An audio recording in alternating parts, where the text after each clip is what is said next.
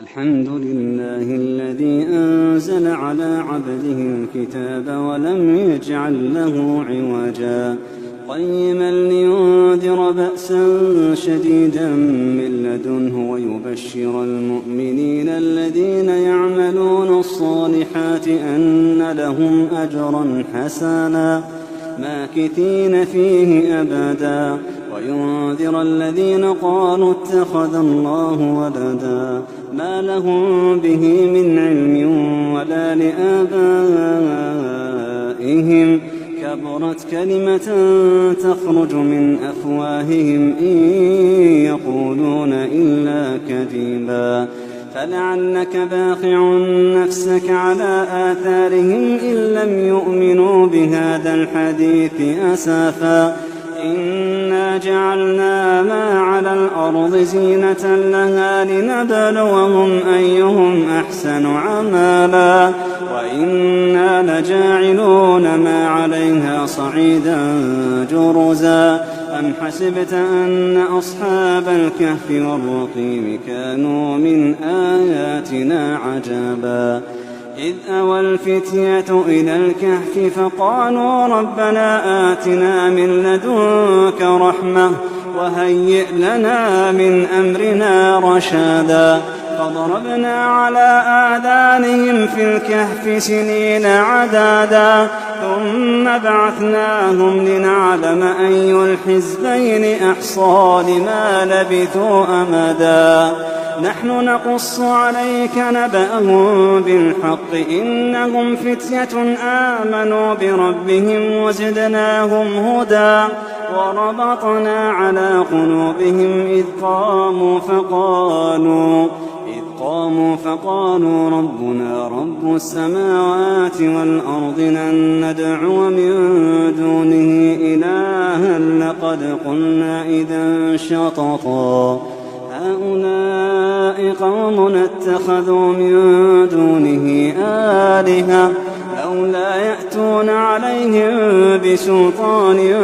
بين فمن أظلم ممن افترى على الله كذبا وإذ اعتزلتموهم وما يعبدون إلا الله فأووا إلى الكهف ينشر لكم ربكم من رحمته ويهيئ لكم من أمركم مرفقا وترى الشمس إذا طلعت تزاور عن كهفهم ذات اليمين وإذا غربت تقرضهم ذات الشمال وهم في فجوة منه ذلك من آيات الله من يهد الله فهو المهتد ومن يضلل فلن تجد له وليا مرشدا وتحسبهم أيقاظا وهم رقود ونقلبهم ذات اليمين وذات الشمال وكلبهم باسط ذراعيه بالوصيد لو اطلعت عليهم لوليت منهم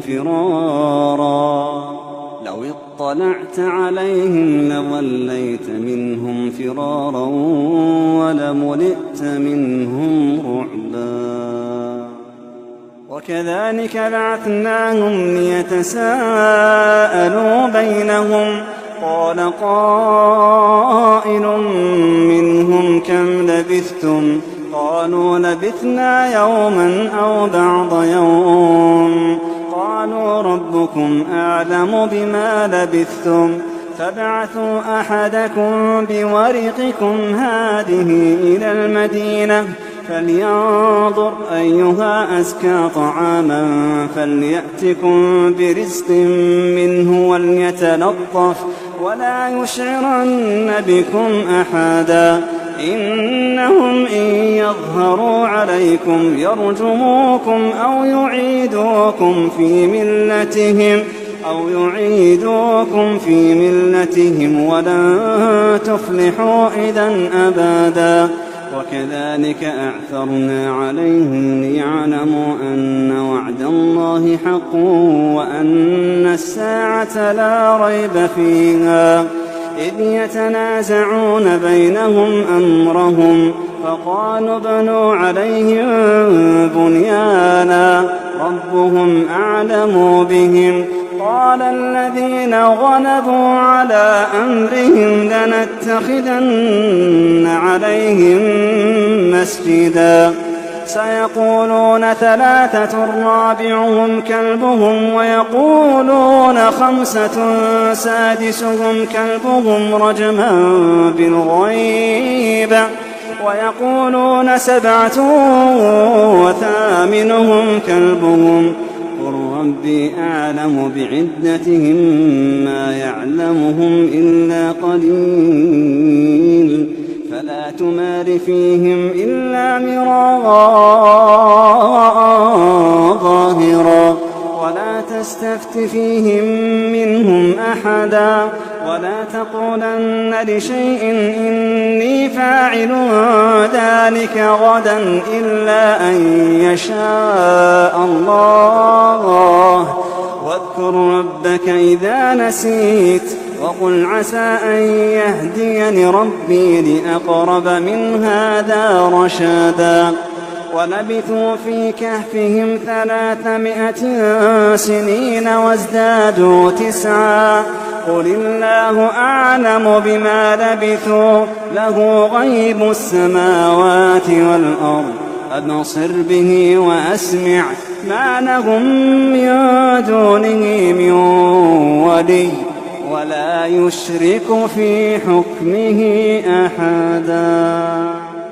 واتل ما أوحي إليك من كتاب ربك لا مبدل لكلماته ولن تجد من دونه ملتحدا واصبر نفسك مع الذين يدعون ربهم بالغداة والعشي يريدون وجهه ولا تعد عيناك عنهم تريد زينة الحياة الدنيا ولا تطع من أغفلنا قلبه عن ذكرنا واتبع هواه وكان أمره فرطا وقل الحق من ربكم فمن شاء فليؤمن ومن شاء فليكفر إنا أعتدنا للظالمين نارا أحاط بهم سرادقها وإن يستغيثوا يغاثوا بماء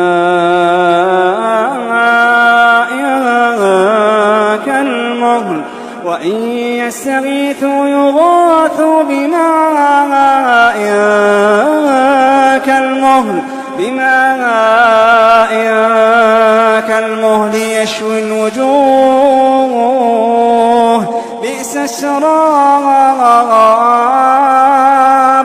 بئس الشراب وساءت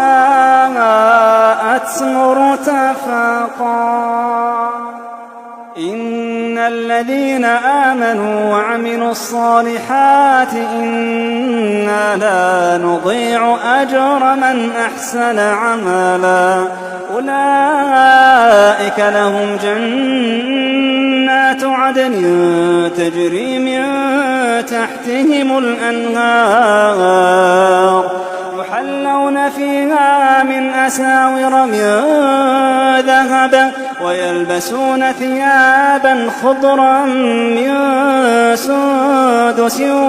واستبرق متكئين فيها على الأرائك نعم الثواب وحسنت مرتفقا واضرب لهم مثل الرجلين جعلنا لأحدهما جنتين من أعناب وحففناهما بنخل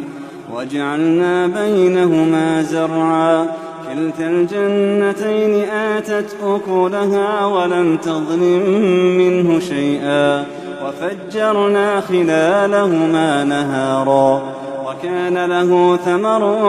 فقال لصاحبه وهو يحاوره أنا أكثر منك مالا وأعز نفرا ودخل جنته وهو ظالم لنفسه قال ما أظن أن تبيد هذه أبدا وما أظن الساعة قائمة ولئن رددت إلى ربي لأجدن خيرا منها منقلبا قال له صاحبه وهو يحاوره أكفرت بالذي خلقك من تراب ثم من نطفة ثم سواك رجلا لكن هو الله ربي ولا أشرك بربي أحدا ولولا إذ دخلت جنتك قلت ما شاء الله لا قوة إلا بالله ولولا إذ دخلت جنتك قلت ما شاء الله لا قوة إلا بالله إن ترني أنا أقل منك مالا وولدا فعسى ربي أن يؤتيني خيرا من جنتك ويرسل عليها حسبانا من السماء فتصبح صعيدا زلقا أو يصبح ماؤها غورا فلن تستطيع له طلبا وأحيط بثمره فأصبح يقلب كفيه على ما أنفق فيها وهي خاوية على عروشها ويقول يا ليتني لم أشرك بربي أحدا ولم تكن له فئة ينصرونه من دون الله وما كان منتصرا هنالك الولاية لله الحق هو خير ثوابا وخير عقبا واضرب لهم مثل الحياة الدنيا كماء إن أنزلناه من السماء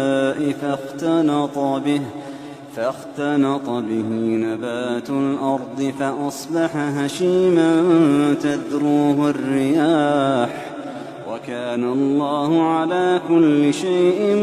مقتدرا المال والبنون زينة الحياة الدنيا والباقيات الصالحات خير عند ربك ثوابا وخير أملا ويوم نسير الجبال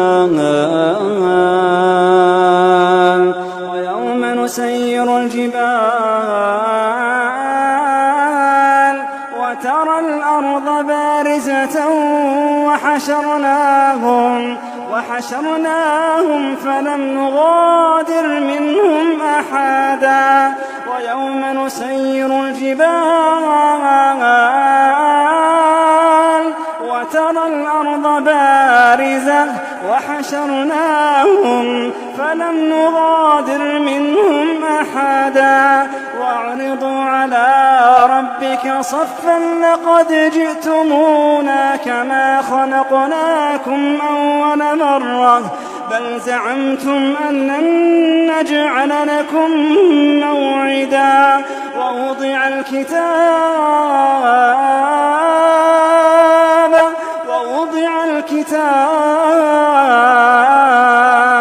فترى المجرمين مشفقين مما فيه ويقولون يا ويلتنا ما لهذا الكتاب لا يغادر صغيرة ولا كبيرة إلا أحصاها ووجدوا ما عملوا حاضرا ولا يظلم ربك أحدا وإذ قلنا للملائكة اسجدوا لآدم فسجدوا إلا إبليس كان من الجن ففسق عن أمر ربه أفتتخذونه وذريته أولياء من دوني وهم لكم عدو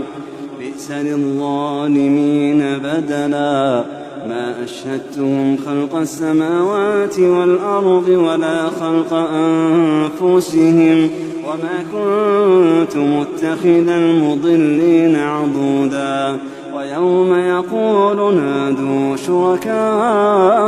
الذين زعمتم فدعوهم فلم يستجيبوا لهم وجعلنا بينهم موبقا ورأى المجرمون النار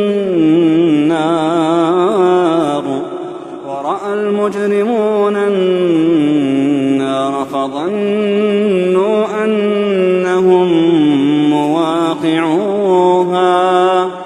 ولم يجدوا عنها مصرفا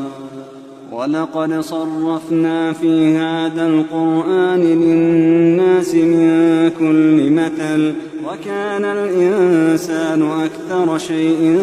جدلا وما منع الناس أن يؤمنوا إذ جاءهم الهدى ويستغفروا ربهم إلا أن تأتيهم سنة الأولين أو يأتيهم العذاب قبلا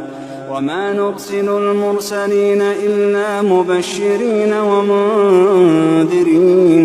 ويجادل الذين كفروا بالباطل ليدحضوا به الحق واتخذوا آياتي وما أنذروا هزوا ومن أظلم ممن ذكر بآيات ربه فأعرض عنها ونسي ما قدمت يداه إنا جعلنا على قلوبهم أكنة أن يفقهوه وفي آذانهم وقرا وإن تدعوهم إلى الهدى فلن يهتدوا إذن أبدا وربك الغفور ذو الرحمة لو يؤاخذهم بما كسبوا لعجل لهم العذاب بل لهم موعد لن يجدوا من دونه موئلا وتلك القرى أهلكناهم لما ظلموا وجعلنا لمهلكهم موعدا وإذ قال موسى لفتاه لا أبرح حتى أبلغ مجمع البحرين أو أمضي حقبا فلما بلغا مجمع بينهما نسيا حوتهما فاتخذ سبيله في البحر سرابا فلما جاوزا قال لفتاه آتنا غداءنا لقد لقينا من سفرنا هذا نصبا قال أرأيت إذ أوينا إلى الصخرة فإني نسيت الحوت وما أنسانيه إلا الشيطان أن أذكره واتخذ سبيله في البحر عجبا قال ذلك ما كنا نبغ فارتدا على آثارهما قصصا فوجدا عبدا من عبادنا آتيناه رحمة من عندنا وعلمناه من لدنا علما قال له موسى هل أتبعك على أن تعلمني مما علمت رشدا قال إنك لن تستطيع معي صبرا وكيف تصبر على ما لم تحط به خبرا قال ستجدني إن شاء الله صابرا ولا أعصي لك أمرا قال فإن اتبعتني فلا تسألني عن شيء حتى أحدث لك منه ذكرا فانطلقا حتى إذا ركبا في السفينة خرقها قال أخرقتها لتغرق أهلها لقد جئت شيئا إمرا قال ألم أقل إنك لن تستطيع معي صبرا قال لا تؤاخذني بما نسيت ولا ترهقني من أمري عسرا فانطلقا حتى إذا لقيا غلاما فقتله قال أقتلت نفسا زكية بغير نفس لقد جئت شيئا نكرا قال ألم أقل لك إنك لن تستطيع معي صبرا قال إن سألتك عن شيء بعدها فلا تصاحبني قد بلغت من لدني عذرا فانطلقا حتى إذا أتيا أهل قرية استطعما أهلها فأبوا أن يضيفوهما فوجدا فيها جدارا يريد أن ينقض فأقامه قال لو شئت لاتخذت عليه أجرا قال هذا فراق بيني وبينك سأنبئك بتأويل ما لم تستطع عليه صبرا أما السفينة فكانت لمساكين يعملون في البحر فأردت أن أعيبها وكان وراءهم ملك يأخذ كل سفينة غصبا وأما الغلام فكان أبواه مؤمنين فخشينا أن يرهقهما طغيانا وكفرا فأردنا أن يبدلهما ربهما خيرا منه زكاة وأقرب رحما وأما الجدار فكان لغلامين يتيمين في المدينة وكان تحته كنز لهما وكان أبوهما صالحا فأراد ربك أن يبلغا أشدهما ويستخرجا كنزهما رحمة من ربك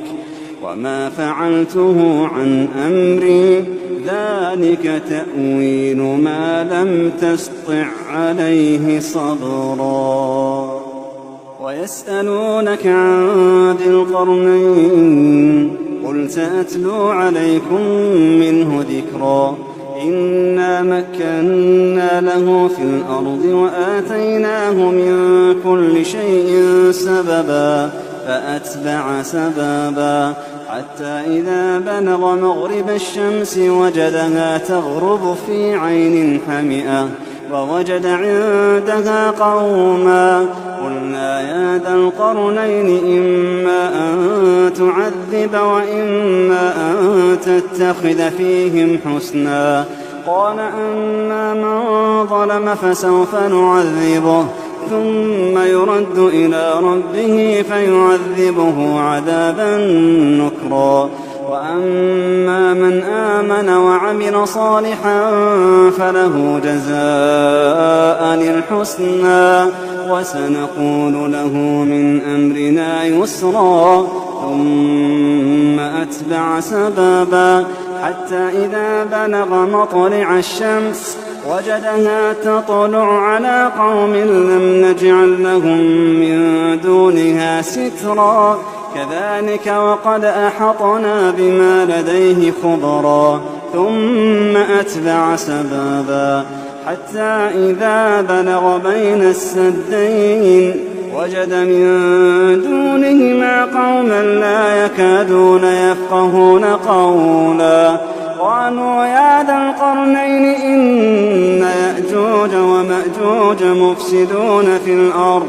فهل نجعل لك خرجا على أن تجعل بيننا وبينهم سدا قال ما مكنني فيه ربي خير فأعينوني بقوة أجعل بينكم وبينهم ردما آتوني زبر الحديد حتى إذا ساوى بين الصدفين قال انفخوا حتى إذا جعله نارا قال آتوني أفرق عليه قطرا فما استطاعوا أن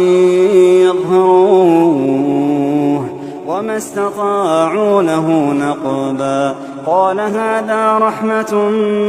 من ربي فإذا جاء وعد ربي جعله دكاء وكان وعد ربي حقا وتركنا بعضهم يومئذ يموج في بعض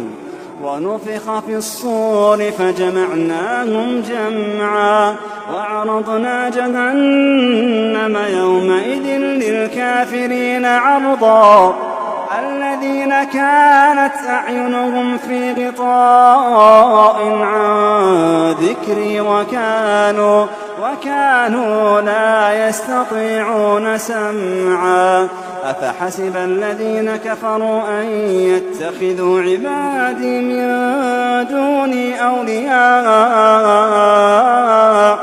إنا أعتدنا جهنم للكافرين نزلا قل هل ننبئكم بالأخسرين أعمالا الذين ضل سعيهم في الحياة الدنيا وهم يحسبون أنهم يحسنون صنعا أولئك الذين كفروا بآيات ربهم ولقائه فحبطت أعمالهم فلا نقيم لهم يوم القيامة وزنا ذلك جزاؤهم جهنم بما كفروا واتخذوا آياتي ورسلي هزوا إن الذين آمنوا وعملوا الصالحات كانت لهم جنات الفردوس نزلا خالدين فيها لا يبغون عنها حولا قل لو كان البحر مدادا لكلمات ربي لنفد البحر قبل أن تنفد كلمات ربي ولو جئنا بمثله مددا قل إنما أنا بشر مثلكم يوحى إلي أنما إلهكم إله واحد فمن كان يرجو لقاء ربه فليعمل عملا